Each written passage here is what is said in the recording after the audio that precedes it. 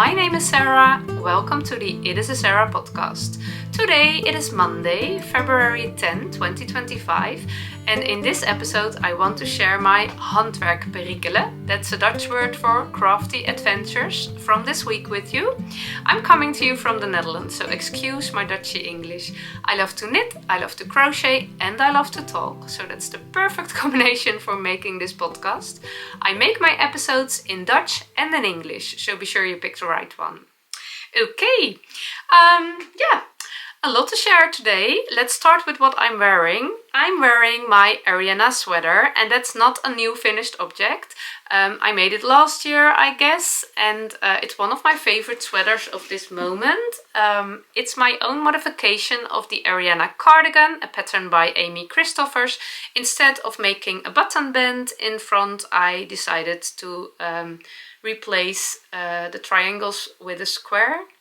I don't think you say it like that, but I made a square, a granny square instead of granny triangles, and closed the whole thing. And now it's a sweater, so let me stand up and show it to you. It's very busy in my knitting office with all the things drying. I will tell you all about it in a minute, but yeah, this way you can see my sweater.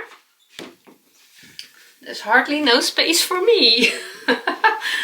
It was a busy finishing week. No, not really, actually. That will come. But the Ariana sweater, I really love wearing this, and one of the reasons is that I love the yarn. This is crocheted. Wanted to say knitted, but it's crocheted in. Oh, actually, it's crocheted and knitted because the borders are the ribbing is knitted. In Loopy Einband, and Loopy Einband is an Icelandic yarn. It's a rustic yarn, quite rustic, quite itchy. I love it, but yeah, if you are really sensitive, I don't know if this is the right yarn for you, but I really love that rustic feeling, and I am a big fan of Let Loopy, and that's the big sis of the Istex Einband. Let Loopy is a worsted weight yarn. This is a light fingering yarn. I think it's a little bit in between lace and light fingering. It is 50 gram, 250 meters. So it's a little bit thinner than the regular sock yarn. Yeah, I really love it, but when I knitted the sweater, I was not really a big fan of it. And I shared about it many times, so I will try to keep it short, but that's not my talent, keeping things short. Although I love cropped sweaters, I can keep my sweaters short, but my talking is a little bit more challenging. This is my festive yoke pullover, and I knitted it in one strand of Loopy Einband, and I was not really happy with the result. I don't know if you can see it when I keep it close. It looks a little bit messy, and that's also a little bit how the yarn is. It's a little bit messy. And the confusing thing was that when I have a little bit more distance, I really love the look of it. But when I zoom in and I focus on the details, I don't love it. But I do love to wear it. The fabric is really warm and light-weighted. And that's really interesting, that combination. I have more very warm, lovely sweaters and cardigans, but they are all a little bit more heavy because the yarn is thicker. But because this is so light and airy, I didn't expect it to be so warm, and that's really a kind of a treat to wear. So that's really lovely. But I was not happy with the knitted look, so I decided next time I will knit it. I will hold it double, or I can crochet with it. So I decided to make my Ariana sweater in it, and I love how the fabric is with a crochet stitch. Granny squares they have the granny stitch. Of course, you have crocheted fabric has a very different structure than knitted fabric, and I was so surprised that a yarn I really don't like the look of it knitted. I adore it when it's crocheted, so that's really interesting. I did knit the ribbing, but for the ribbing I held it double. When you crochet when you crochet, your fabric has another structure, it's thicker. So I thought, especially with my experience in this sweater, that it wouldn't look nice if the crochet fabric would have this messy, lightweight border. So I decided, and I did run out of yarn, so I made my my ribbing for the sleeves a little bit shorter than I normally would. But I decided to hold it double, and you can see the difference. I love the look of the double loop. No, sorry, I'm hustling all the words. I'm prefer to hold the iron band double when it's knitted, and it's really good together. Iron band knitted double, crochet single. So really lovely, because it's still yeah, it's still a quite lightweight fabric, and because of the granny stitch you have all the holes in between, but it doesn't matter because it's very warm yarn, so still a very warm sweater. And it reminded me of my other Istex yarn, a new yarn, the Fiala Lopi. I shared a little bit about it before. I am knitting my light bright with it right now, and I'm again not really enthusiastic about the yarn. I didn't do anything since I talked about it in my one of my previous episodes, but look at it's also very airy. I did knit, I didn't check my gauge yet, but I did knit it on quite big needles, I guess. I thought this was a DK weight yarn, but I think it's more of a sport weight, so that caused this. And I don't love the look of it because the stitches are a little bit irregular, and that's also how the yarn is. It is not an even yarn, exactly the same as her little sister. A little bit thicker, but the same problem, and that makes that I don't really love the look. It will be better when it's blocked, and when I will wear it, it gets a little bit of the fuzzy halo, but yeah, the stitch definition will be visible, will stay visible. It's not something that will disappear completely. But I also know that probably this sweater will be a dream to wear, because it's also very lightweighted, but it will be very warm. So that's really comfortable as an extra layer under a cardigan, without being so in Dutch we would say as a Michelin mannetje. I don't know, that's I don't know why I'm saying this, but yeah. So I didn't even say this in a Dutch episode. So that reminded me that I could use the Fiala Lopi probably quite good for a crocheted garment. I have two patterns in my library from Claudine from the Iron Lamp, the lowrider jumper and the lowrider cardigan, both with the granny stitch. Both with a scoop neckline, a raglan, a scoop neckline, so a lower neckline, and I once made the lowrider jumper as a summer t-shirt, but I don't own a woolly jumper or a lowrider cardigan, so I bought a big package of this Fiala Lopi 10 balls, and I don't need that for my light bright, so probably I can crochet with it. So yeah, lovely. For all the details about everything I'm talking about, I advise to check my Ravelry pages. I always link them down below. You can go to my Ravelry project page, and I try to link the single projects for you about what I'm wearing, what I'm talking about. And I always try to keep up good with my Ravelry pages, to update them for you, and every now and then I place the link to the episode in which I talk about the finished object when you want to know more details. So you can find them in the show notes. Please check them if you are interested. Okay, another thing I am wearing is a new headband. I don't know if you can see it correctly because it's quite dark, but it's a gift from a Dutch knitter. Actually, she also makes YouTube videos, and her YouTube name is The Dutch Knitter. I don't think It might be that she's also making episodes in English. I don't know. But I will link her down below. And I received a crochet headband last year she made for me. And I was really happy with it. And I wear it a lot. A beige one. And she sent me another one. So that was very generous of her. A dark brown. And she sent me the headband and also the pattern she used. And let me see if I can say it by head. It's the Starbust headband from Brittany Crochet, and she sent me the PDF she bought on Etsy, and there's also a YouTube video in which the designer explains. No, it's not with no talking, I guess. I didn't check because I didn't made it myself. And also an episode from Julia, from the Dutch knitter herself, which she's talking about. If it's in English, I will link it down below. But it's really, really a lovely headband, and it's hard jumping when someone is making something special for you, so that's really lovely. And I love wearing those, and I definitely want to make one my own one day, maybe in wool. This is cotton, and it's really nice to wear cotton headbands in summer, but now a woolly one is also good, so maybe I will try that one day. So thank you, Julia. Okay, let's see.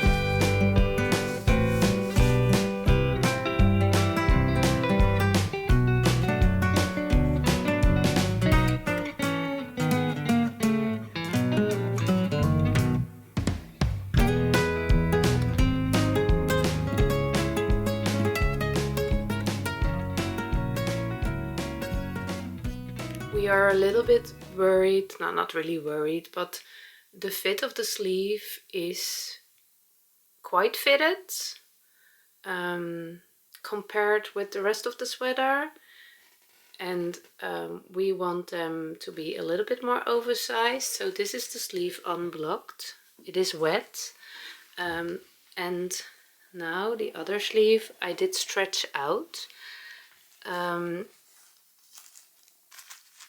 And I think this will solve the fitting problem because it looks much wider right now.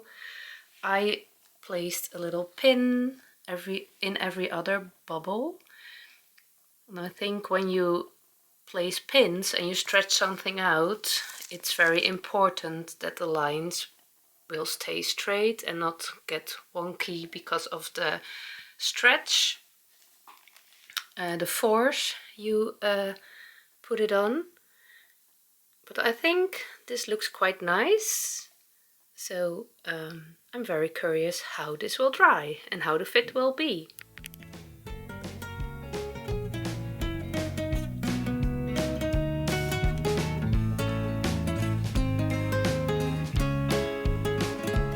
So, as you might have seen, I finished my Bubblelicious sweater.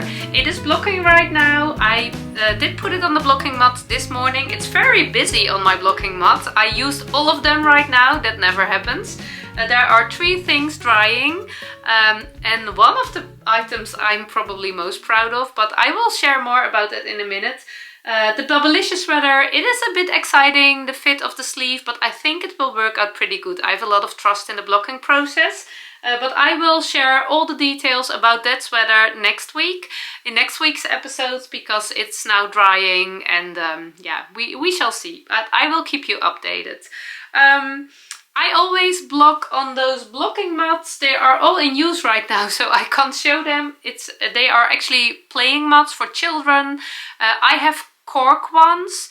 I saw them once in an episode of Lerke from Fiber Tales, and I did know you have all the bright colored things for kids to play with, but I don't really love the look of them. They are too bright for me, and Lerke showed some cork ones, and I really love those.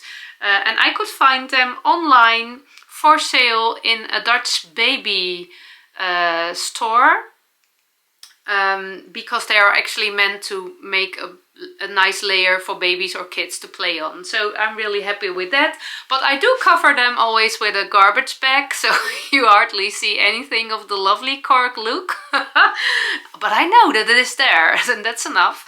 I learned in an episode from Andrea Mowry that it can be very helpful to put a plastic layer under your wet drying woolen items, because the water, it has to damp, and when you put a plastic layer, it damps upwards through the fabric, and otherwise when you have a towel under it or the cork layers, the water will go into that surface, and it will take a little bit longer for the garment to dry. And that did make sense to me, so I always do that. Yeah, let me start with those. I have a finished pair of socks, and I did share all about them last week or maybe the week before. This is my first pair of family socks. Together with my mom, I will make a pair of socks for every member in our family. We both need to make 7 pair for Christmas 2025. So this one is my first one, and I really love making them. They are wet too. They are drying on sock blockers. Those were gifted to me by Chiara, a Dutch knitter. You can also find her as Willow Vine Knits, as well her own knitting as her sock blockers on Instagram and on Etsy. I will link it down below. And what I love on those sock blockers is that they are open. You can't see it. Yeah, you can see it here. And that makes the drying process very nice. I also have beautiful wooden ones, but for drying, this one is better. But I don't want to choose my favorite, because they have both wonderful things. I just want them all. And I'm very happy I have them all. But those are drying. Yeah, and then the last item, which is laying on the blocking mat, maybe you have seen a little bit of it, is probably the one I'm most proud of. Of course, I'm proud of the Bubblelicious sweater, because it was quite a beast. But this one wasn't knit by myself, and that's the reason why it makes me so proud. It's my daughter's sweater, and she did knit it herself. It's also not completely dry. We put it here yesterday, but I can show it. Ooh! My 15-year-old girl knitted herself a sweater. I think that's the dream of every mother knitter. Yeah, I think it's amazing. She did crochet. 2 years ago, I really... my girls weren't doing any knitting or crochet. They did learn it at school. I also have a son, and when they were all a little bit smaller, they did all the things: knitting, crochet, embroidery, at school, at home. But when they get teenagers, they quit doing that, and that was okay. But when I have a neighbor girl, do you say it like that? Neighbor girl, in Dutch we say buurmeisje, of the same age as my girls, and she was crocheting all the time, and I was a little bit jealous. in a good way. Jealous sounds a little bit of negative, but I thought I wanted too. I also want a crochet daughter. so I might have said that a few times.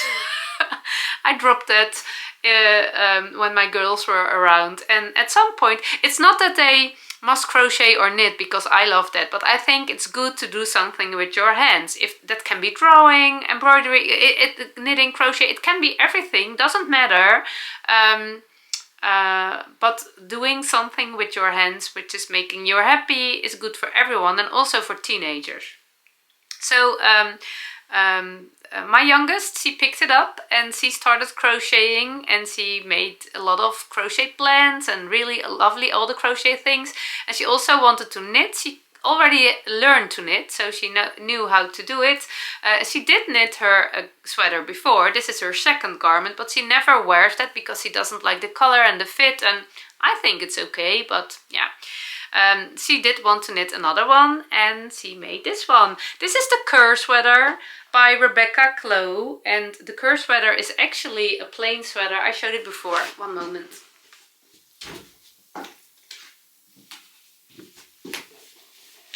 This is my Kerr sweater. The original design is it's a dropped shoulder construction with some color work sections at the body and the sleeve. And she loved the shape of that sweater, a dropped shoulder, and she decided to make it, and she wanted it a little bit oversized. It's all made from stash yarn. That's really lovely. We used a lot of we have a lot of Anel Malmedy. That's from a Belgian brand. And I had a lot of that in stash, and it's not my favorite yarn to knit with, but she really wanted to use yarn from stash, and I think that's a good thing to start. It was really attractive for me to buy her all the yarn immediately, but I also realized that it was a good life lesson to just use what you have. It would be a good life lesson for me too. But I tried it on my girl, and she made something beautiful of it. And she compared it with some lace from Lang Yarns. I received it from them when I worked for them, and she only had to buy one yarn ball because she did run out of the lace, but it was only one, a little bit. And she did use the pattern from Rabecca, a little bit oversized. I can't remember which size she made. She did make a page in her knitting book. With all, she even put the swatch to it, and all the strands of yarn. It looks lovely. I don't have that with me, but maybe it's personal, I don't know. But I have the permission to show the sweater, and it's really, really lovely. And she learned all the things, knitting stripes in the round, increasing for the shoulders. This top-down construction starts with the back piece, and you have some stitches from the neck. You can see the shaping, I guess. I'm a bit, because it's still wet, I don't want to hold it up too long, but you can see the shoulder shaping is with some increases, and that was quite challenging for the first time, but she did it. And also, what were more new things? Weaving in all the yarn ends was really, because she made a lot of stripes, there were a lot of yarn ends to weave in, but she was really enjoying it. I thought, oh, maybe I can help her because it will be a lot of work. But she said, oh, I just love doing it. And yeah, picking up stitches was also, it was the second time she did that, and it was so much fun. She said, oh, I thought it was very hard the first time, but now it's much more easy than the first time. And her learning process was so interesting for me too. So it was really, really lovely, and it's really a warm sweater, and I hope she can wear it tomorrow. I don't know, actually. She hopes. It will be a cold week this week, and she has 2 finished sweaters, so she's a lucky one. It was not planned that way, but yeah, it just happened. Really lovely, beautiful sweater. She knits neater than I do, so I'm a little bit jealous of her stitch definition. Yeah, so let me put it back so it can dry. Really proud knitting mom. My mom suggested when I had that age that I would knit myself a sweater, but I absolutely didn't want that. knitting was boring and stupid and I don't want to spend time on that. And now I am 43 and I always think, how many years did I miss by only started knitting at my, I think 10 years ago? No, less, even less. So that was really nice that she already has that experience of knitting sweaters. So yeah, really lovely. She is thinking about a new one, but I don't think she is in a hurry. She wants to try some color work, but we shall see when and if it will happen. But really lovely, she created a warm woolly layer for herself. Yeah, okay. I have a finished object. Yeah, I was thinking, what shall I share next? I have a finished object and a new cast on I want to show today.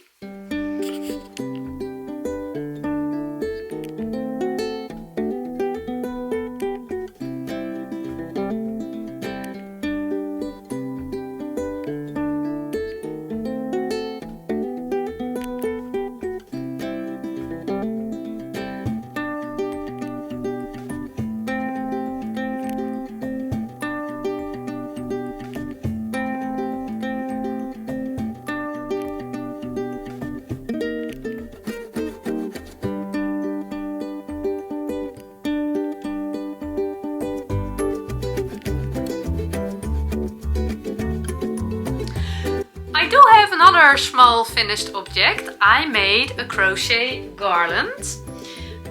Really hard jumping, this project. Let me see. It's still a little bit messy. I don't know the English word for it. Needs a little bit of the power which pulls the things to earth. In Dutch we call that zwaartekracht. Heavy power? No, that's not the English word. There's a word for it, but I can't find it. I think I don't know it. So it's still a little bit wobbly and a little bit wonky, but this is a lovely scrappy crochet garland, and I made it with a reason. Last Friday I visited one of my knitting friends and crochet friends, and it was the first time we did meet in her home, and I really love visiting other people in their homes because I love watching how people's homes are, how you decorate your house, how the energy is in your house. I really love that. So that was really lovely. She had a lovely house with a lovely... It was a house you can watch for hours and see all the lovely stuff, all the creative stuff. It was very inspiring. And she also had some of those tiny garlands hanging around. And I do know this garland. I think I have seen it before, but I don't know where. I did check my own crochet books. There are quite some Dutch crochet designers who made the lovely books, and in a lot of books there are designs, patterns for making garlands with your scrappy yarn, a lot of scrappy cotton yarn. But I don't have the pattern. My friend did share the pattern with me, but she just wrote it down for herself, and she also didn't remember where she had it from. A crochet book from the library. So I asked in my Dutch podcast who I can give the credits, but maybe, I think it's a Dutch design, but I'm not quite sure. So if you know, please let me know. But it's just easy peasy, a lot of chains and just perfect to crochet away some of your scraps. So I did do that. I immediately cast it on Friday night, and it's a perfect reminder of a perfect memory of a lovely day and a lovely friendship. And yeah, it just looks very nice and neat. No, not neat. It doesn't look neat, Sarah. Nice and messy. And I did use some some cotton yarn overs. No, yarn overs. Leftovers, some cotton leftovers. I have a big bag with all the tiny cotton yarn balls, really tiny ones. and they all get tangled and it's a big knot, but I could free a few and I put them together in this lovely little basket, and I did crochet those, yeah, I think you call it tassels, I don't know. I crocheted them Friday night and Saturday in the car, and yeah, it's really lovely. Do I have one which is... Oh, I'm working on this one. It's a little bit of a construction. You make some chains and then some single crochets, and then, yeah, it's a little bit hard to explain. It looks as a mess. But it's really lovely, and one of the things I really loved doing was casting on it immediately, because quite often those ideas you get from other people, they become in your head, and then they disappear on the big pile of all the ideas in your head. But just casting it on immediately, that is not possible with all the things you are inspired by, but this was a special one because it was it was not an online inspiration but a real life inspiration, and those weigh a little bit more heavy in a good way. Quite often, so yeah, it was really lovely to do it immediately. And I don't know where I did hang it on my cupboard closet next to my bed, but I think I will hang it in the kitchen, maybe in the camper van, I don't know. But and I have to replace all the tassels because I just put them on a cord and I can move them back and forth. So when it has his final spot, I will organize them a little bit better. But it's really lovely, lovely colors, lovely to use up some scraps. I really feel the inspiration to do it in between. And as I discovered, I have a lot of designs in my own library, in all the crochet books. Okay, I have a new cast on too. When I finished my garland and I finished my Bubblelicious and I finished my socks this weekend, I thought I really need a new cast on. But I also was a bit confused because I have a lot going on my needles. And as I shared in the episodes since the beginning of 2025, I want to create more balance in my crafting life. And I am a person who has a lot going on her needles always. I love to have several projects, but most of the time I have one focus project and a lot of easy projects. So I spend a lot of easy knitting time, and that is not completely in balance because I want to challenge myself more. I want to play more, and there were some needs I am not filling with all the easy projects. So I made a list with all the categories crafting wise I need in my life. Color work, challenging, and also easy and on the go, and all the things. I shared it a few episodes ago. And I thought it's a little bit struggling with my need to finish projects, because there are some projects not growing, they are just laying, and most of the time I don't like them when they completely are not laying, not growing. But I also really felt the need for a colorwork project in this case, because I didn't have any colorwork on my needles yet. I am knitting colorwork socks, but the colorwork is finished. And now it's just a plain sock. So I decided to make an appointment with myself. Let me work on all the projects for small times, 10 minutes a day, and that's not possible every day, but a lot of days it is possible. Just 10 minutes, let it grow for 10 minutes, and then it's okay. So it's not stuck in my in the project bags. It is in a moving energy, and that feels better to me. With most of the projects, some can lay there forever, that's not a problem. My Not Easily blanket, for example, that's absolutely okay. But yeah, my Light Bright, I didn't touch it because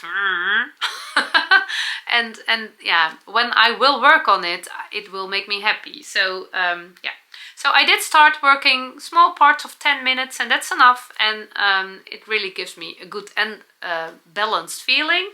And I did cast on a new project. Yeah. I again have a lovely project bag, again gifted. It's from the Dutch project maker Rachel. And I'm really in my orange time right now. Apparently, we bought a bright orange, a bright orange chair, and really lovely brown with orange, the vintage vibe. It was they were my favorite colors for years, and brown still is. Orange is a little bit, yeah, I don't know. It's a little bit less orange in my life, but orange is coming back. I even eat an orange in breakfast. So I think I have my orange time. My knitting is not orange. That's a bit too much for me. But I did cast on, finally, my Nordic Bloom.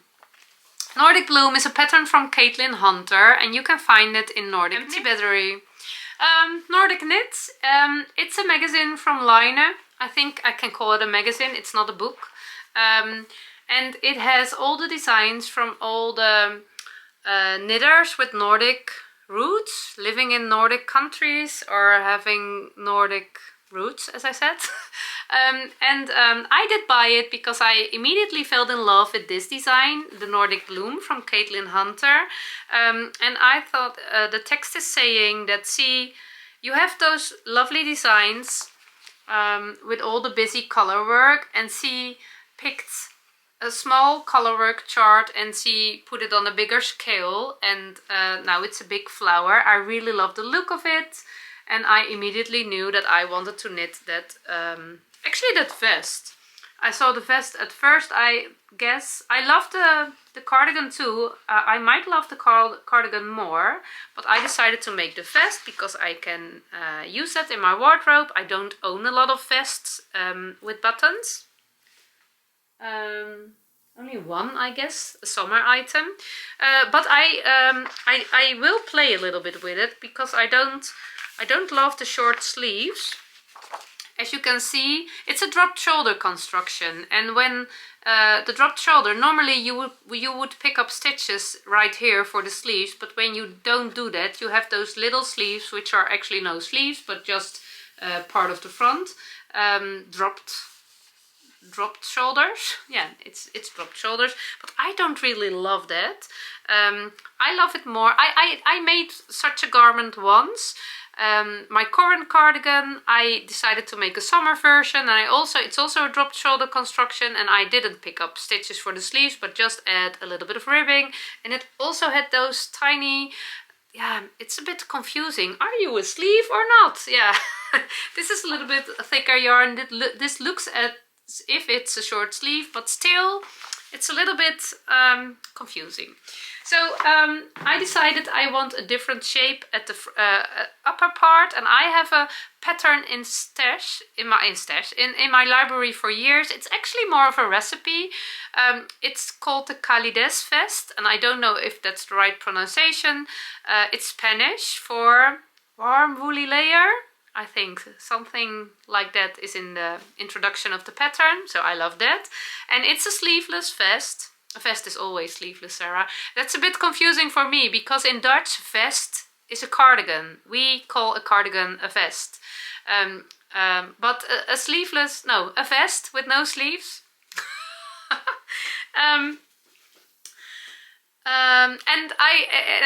It's a construction with a round neckline and also with a V-shaped neckline, and it's actually a recipe because you can use your gauge, and you can use all kinds of yarn, and your gauge will tell you which amount of stitches you have to cast on. It's bottom up, the same as this one.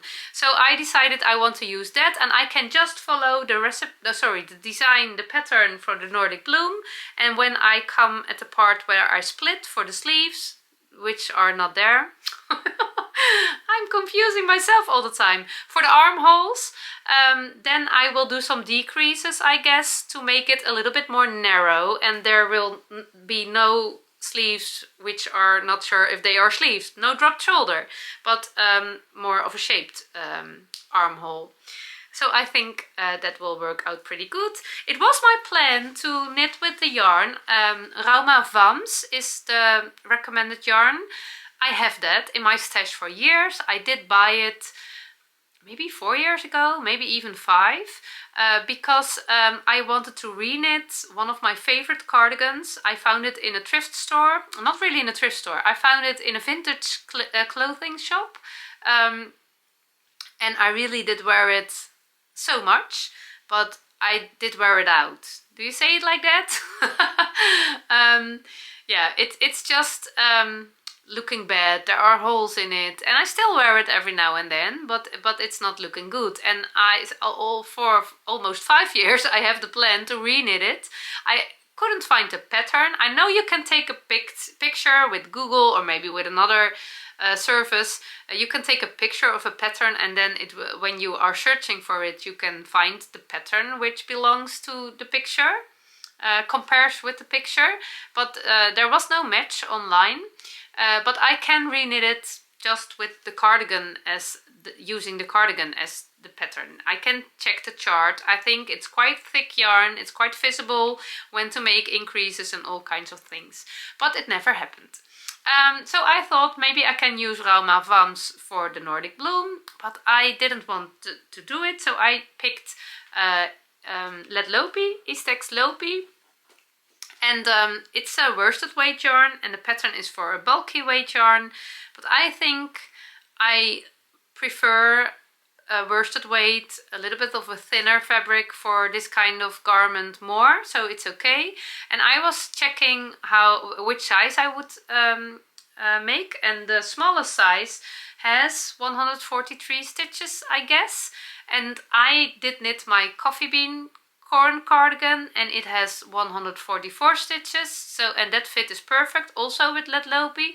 So I just cast it on the smallest size, and that will be good. And I will follow the pattern for the Nordic Bloom until I am at the armhole point, and then I will switch to the pattern from the Kalides. I think that will work out, but I will keep you updated. We are not there yet. I have something else to share. Let me start with the color choice. It was actually my plan to go for more contrast. This one I planned to be black, but when I was grabbing into my box with all the Let Lopi stash, I didn't want to do black. I didn't feel the black. I wanted to do brown, and it's a little bit of a risky choice because you can see it's not much contrast. I didn't make a picture. You can make a black and white picture to check if the contrast is big enough. So it's quite low. Oh, my needle stopper is not taking her job serious. You need to stay there. That's your function. So as you can see, the contrast is quite low, but I think I like that, and I would have liked a bigger contrast with black too, but yeah, sometimes you just have to trust your guts. So yeah, I'm really curious how it will work out. It's okay when it's not very visible, I guess. But the thing I want to share with you is that I chose another kind of ribbing. The pattern is telling to do knit 1 purl 1. I did knit 2 purl 2 because I love that, and I am very proud because most of the time I forgot. You learn from your mistakes. That's quite common, I guess. You make mistakes, you learn from it, and then you make the mistake again. That's what I do. Quite often I need to make the same mistakes over and over again, at least 5 times, before my brain will remember what I have to do to not make the mistake. That can feel a little bit clumsy, but also maybe I am clumsy, but still that's also okay. It's okay to be clumsy. But I think part of the deal is that there is too much time between the mistakes. When you learn something new, when I was knitting my colorwork sock inside out, I already forgot that inside knitting colorwork in... Oh, I'm not doing it right now. For garment it's not really necessary, I guess. But for the sock I was knitting it inside out and it worked pretty good. And when I cast it on the second sock, no, not the second pair, I already forgot it. But I checked my notes and then I thought, oh yeah, of course. And a friend told me, just when you learn something new, just try it practice it over and over and over again until it is in your brain, and then you will never forget.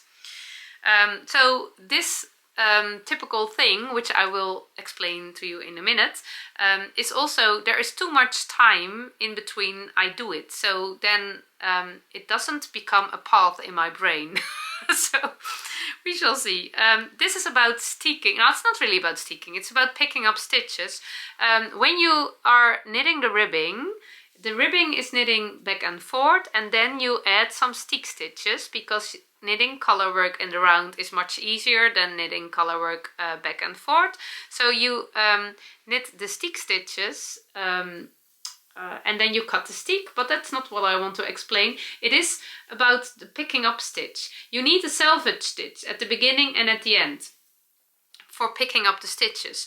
But the selvage stitch, it will disappear and it will not be visible when you have picked up the stitches for the button band. And that's where I made the mistake quite often. I will show you some garments where it did get wrong.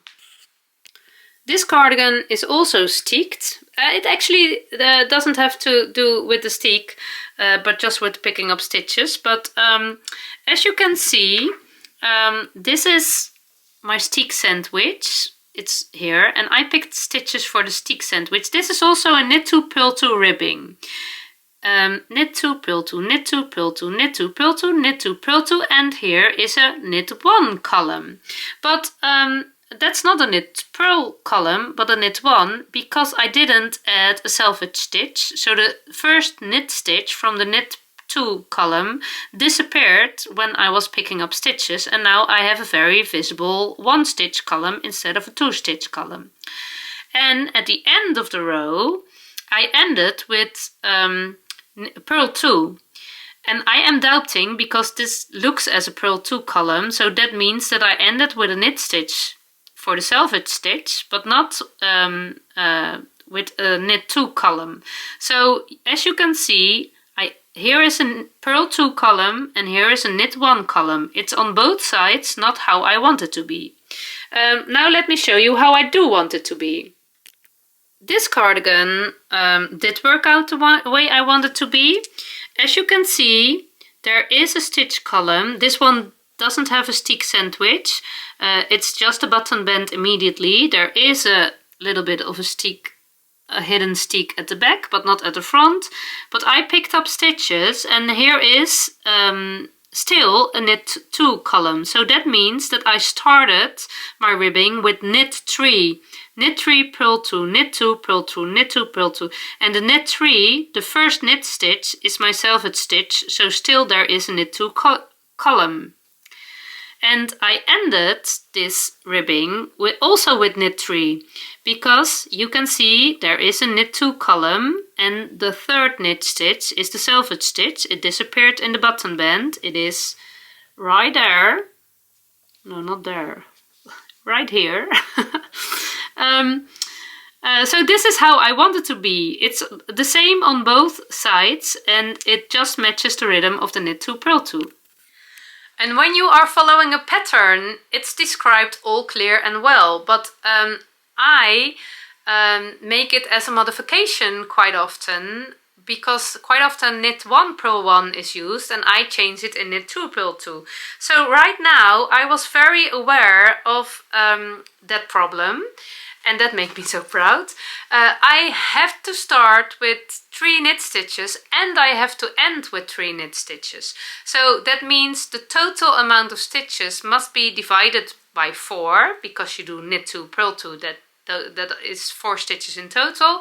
And also the 2 selvage stitches, 2 stitches, and 2 extra knit stitches, because when you just follow knit 2, purl 2, you will end with purl 2. So 2 extra knit stitches at the end. That makes a total amount of stitches divided, which can be divided by 4. And you end and begin the row with 3 knit stitches. It sounds actually very simple, and maybe I can imagine advanced knitters think, yeah, of course. But for me, those little tiny things weren't clear at all, actually, when I started knitting. I had no idea. Also, a sticking column, I had no idea what it was and how people did do it. So it are the small tiny things that can be really confusing. Also the cast on. That's also something interesting. I love to use the long tail cast on, and as you can see, it did go wrong. I did run out of yarn. I did measure, but not very good. But I could just use another strand, so it's not a problem. Only 2 extra yarn ends to weave in, but I don't care. But for example, when you are using the long tail cast on, and the pattern was telling me that I would start with a right side. But the long tail cast on, I don't know if you can see it, at the right side it has those straight strands, and at the wrong side it has those purl bumps, because that's how you cast it on. But according to the pattern, the purl bumps need to be at the front. But I don't think the purl bumps are the right side. I think the purl bumps are the wrong side. So I decided to start with a wrong side row instead of a right side row. Because it does make sense more to me. So I did start with purl 3 and end with purl 3. Because it was the wrong side which I knitted first. So I was very proud that I did think of all the things, because that's not something that always happens. Yeah, so a really hard jumping moment. Nordic Bloom, really having fun. I'm very curious how the color work will work out, and I really feel the need for a lot of vests with buttons in my spring wardrobe. So we shall see. Spring is coming. So yeah, I'm really having fun. This was it for today, I guess. There's a lot more going on, but no new things, only all the other things. And I will spend a lot of time finishing and letting grow all my projects, so I have a lot of new things to share with you next week. And it will definitely be a lot of Bubblelicious sweater, because I will show it to you next week and tell you all the details. For now, I want to thank you for watching. I hope you had a good time. I hope you will have a good week with a lot of heart jumping moments. If you can't find them, create them, because we need them. Thank you for watching, and I hope to see you next time. Bye bye!